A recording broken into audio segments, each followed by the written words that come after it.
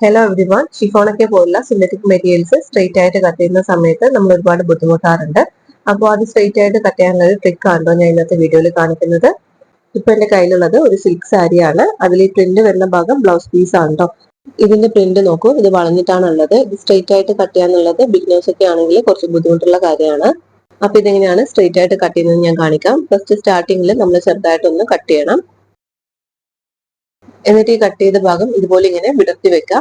അപ്പൊ നമ്മൾ കട്ട് ചെയ്ത രണ്ട് സൈഡിലും ത്രെഡ് ഇങ്ങനെ അകന്നു വന്നിട്ടുണ്ടാവും. അതിൽ ഏതെങ്കിലും ഒരു സൈഡിൽ ഒരു ത്രെഡ് എടുത്തിട്ട് ത്രെഡ് ഇതുപോലെ വലിക്കണം. അപ്പൊ ഈ ത്രെഡ് പോകുന്നത് സ്ട്രെയിറ്റ് ലൈൻ ആയിട്ടായിരിക്കും.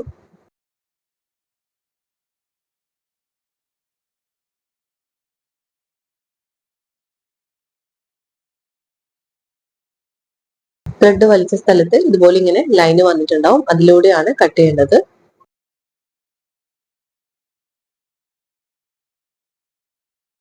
ഇവിടെ വെച്ചിട്ട് ത്രെഡ് നേരത്തെ പൊട്ടിയിട്ടുണ്ടായിരുന്നു. അപ്പൊ അവിടെ വരെ കട്ട് ചെയ്ത് നിർത്തിയതിനു ശേഷം ഞാൻ വീണ്ടും ത്രെഡ് വലിച്ചിട്ട് ഇതുപോലെ സ്ട്രെയിറ്റ് ആക്കി മാറ്റി കൊടുക്കുകയാണ്.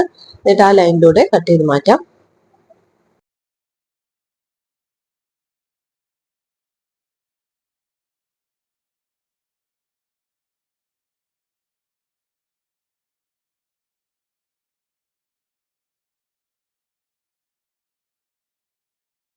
അങ്ങനെ കട്ട് ചെയ്ത് മാറ്റിയപ്പോൾ രണ്ട് സൈഡും സ്ട്രെയിറ്റ് ആയിട്ട് തന്നെ കിട്ടിയിട്ടുണ്ട്. നിങ്ങൾക്ക് ഈ ഒരു വീഡിയോ യൂസ്ഫുൾ ആയിട്ടുണ്ടെങ്കിൽ ചാനൽ സബ്സ്ക്രൈബ് ചെയ്ത് സപ്പോർട്ട് ചെയ്യണേ.